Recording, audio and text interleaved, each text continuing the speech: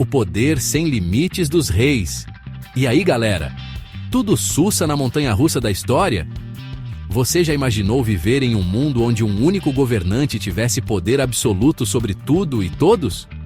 Um rei que não precisa prestar contas a ninguém, decide leis, impõe impostos e pode até prender qualquer pessoa que o desagrade.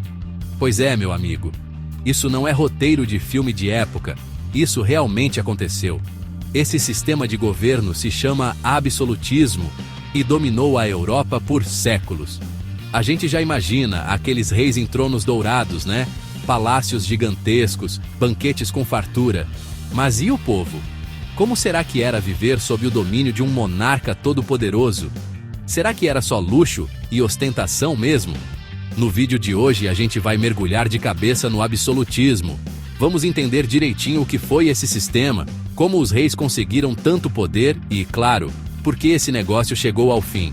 Então já deixa o like, se inscreve no canal e ativa o sininho, porque esse tema é essencial para entender a história do mundo e como ela moldou o mundo em que vivemos hoje.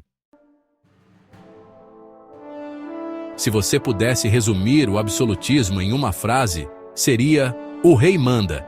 E quem questiona a gente joga aos leões. Brincadeira, hein?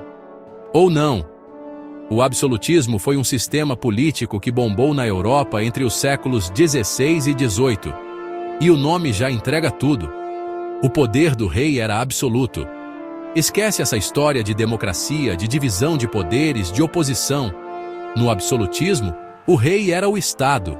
Ele centralizava todas as decisões, criava leis, comandava o exército, administrava a economia, ditava a religião. Era poder para dar e vender. E ninguém podia questionar. Imagina só. Você vivendo em uma sociedade em que não pode discordar do governante, em que suas opiniões não têm valor, em que você precisa se curvar aos pés do rei e aceitar tudo o que ele impõe. Parece loucura hoje em dia, né? Mas essa era a realidade de milhões de pessoas durante o absolutismo. E não pense que os reis faziam tudo isso na base da violência, não. Eles tinham seus métodos para convencer a galera de que esse poder todo era legítimo, viu? Afinal, não é fácil controlar uma população inteira, só na base da força bruta. É aí que entra a Igreja Católica, que naquela época tinha uma influência absurda. Os reis se apoiavam na religião para justificar seu poder, alegando que eles eram escolhidos por Deus para governar. Ou seja, questionar o rei era o mesmo que questionar a vontade divina. E aí, quem teria coragem de contrariar o Todo-Poderoso, hein? Com o apoio da igreja e um exército poderoso para calar qualquer um que ousasse discordar, os reis absolutistas conseguiram se manter no poder por muito tempo, moldando a história da Europa e deixando um legado que, acredite se quiser, ainda influencia o mundo de hoje. Se você acha que os reis absolutistas chegavam para o povo e diziam: "Ó, eu mando em tudo porque sou o cara mais forte", você está enganado. Eles precisavam de argumentos mais convincentes, algo que fizesse o povo realmente acreditar naquilo. E que argumento seria mais poderoso do que a vontade divina, hein? É aí que entra o tal do direito divino dos reis. Essa teoria, que era a cereja do bolo do absolutismo, afirmava que o poder dos reis vinha diretamente de Deus. Ou seja, eles eram os escolhidos para governar, seus representantes na terra. Imagina só a jogada de marketing. Os reis, usando sua influência e riqueza, faziam de tudo para reforçar essa ideia.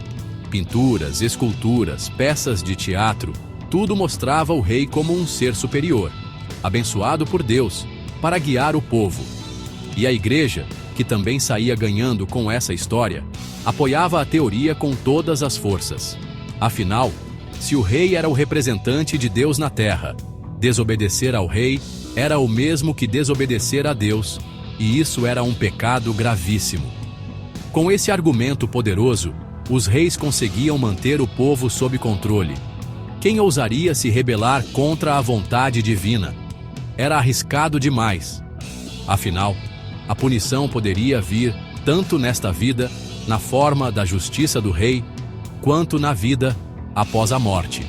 A crença no direito divino dos reis era tão forte que questionar o poder do rei era quase impensável. Era como se você estivesse desafiando a ordem natural do universo. E durante muito tempo, essa foi a fórmula perfeita para o sucesso do absolutismo. Beleza, já sabemos que no absolutismo o rei tinha poder absoluto e que ele usava a religião para justificar esse poder todo.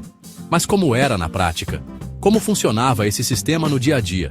Bom, a primeira coisa que você precisa saber é que no absolutismo não existia essa coisa de divisão de poderes. Nada de legislativo, executivo e judiciário. O rei era o cara. Ele concentrava todo o poder em suas mãos, controlava tudo e todos. Outra característica marcante era a falta de democracia. O povo? O povo que se virasse. Eles não tinham direito a voto, não participavam das decisões políticas e nem podiam expressar suas opiniões livremente. Afinal, quem discordasse do rei estava sujeito a punições severas. Para garantir que tudo funcionasse direitinho, os reis absolutistas investiam pesado em um exército forte e poderoso. Afinal, de que adianta ter poder se você não tem como mantê-lo, né? O exército era usado para reprimir qualquer tipo de revolta ou protesto, garantindo a ordem e a obediência. E de onde vinha o dinheiro para bancar tudo isso? Do povo, é claro. Os impostos eram altíssimos e serviam para sustentar o luxo da corte, os gastos com o exército e as extravagâncias do rei. Enquanto o povo vivia na miséria, o rei e sua turma viviam em um mundo de ostentação e riqueza. Para completar o pacote, o rei também controlava a economia. Ele determinava o que seria produzido, quanto custaria e com quem os comerciantes poderiam negociar. Tudo era feito para fortalecer o poder do rei e garantir que ele tivesse sempre o controle da situação. A gente já entendeu que o absolutismo não era brincadeira, né? Mas e os reis? Quem foram os caras que levaram esse sistema ao extremo? Prepare-se para conhecer os reis celebridades do absolutismo, aqueles que ficaram famosos pela sua sede de poder e pelas suas frases de efeito. Um dos mais emblemáticos foi Luís XIV, o Rei Sol da França. Esse cara era o rei dos reis, o cara que personificava o absolutismo. Ele governou a França por mais de 70 anos e transformou o país em uma potência europeia. Sua frase mais famosa, "O Estado sou eu", precisa dizer mais alguma coisa? Outro rei que não pode faltar nessa lista é o Henrique VIII da Inglaterra. Esse aí era famoso pelo seu apetite insaciável. Por poder, é claro. Ele queria ter o controle total da igreja na Inglaterra. E para isso não pensou duas vezes antes de romper com o Papa e criar a sua própria igreja, a Igreja Anglicana. E quem não se lembra do Filipe II da Espanha? Esse era o rei da ostentação. Ele governou o Império Espanhol em seu auge, quando os cofres transbordavam de ouro e prata vindos das Américas. Mas não se engane, ele não era só um rostinho bonito, não. Filipe II era um governante implacável que perseguia seus inimigos com unhas e dentes. Esses são apenas alguns exemplos dos muitos reis absolutistas que marcaram a história da Europa. Uns mais famosos, outros nem tanto, mas todos eles tinham algo em comum: a crença inabalável no seu direito divino de governar com poder absoluto. A gente sabe que nada dura para sempre, né? E com o absolutismo não foi diferente. Por mais poderosos que os reis fossem, o sistema absolutista começou a ruir. Mas como isso aconteceu? Lembra que eu falei que os reis usavam a religião para justificar seu poder? Pois é. Essa estratégia começou a perder força com o tempo. As pessoas começaram a questionar a autoridade da igreja e a buscar outras explicações para o mundo, baseadas na razão e na ciência.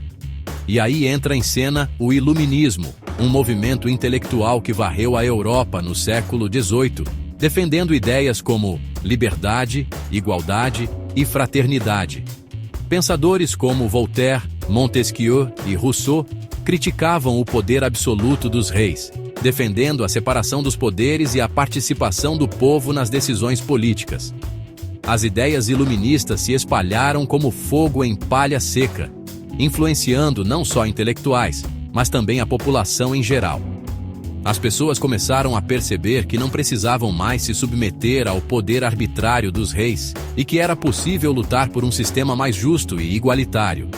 E a coisa ficou séria quando essas ideias se transformaram em ação.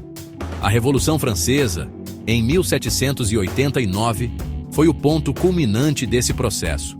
O povo francês, cansado da opressão e da desigualdade, se rebelou contra a monarquia absolutista, derrubou o rei Luís XVI e instaurou uma república. A Revolução Francesa foi um marco na história, mostrando que o poder absoluto dos reis não era inabalável.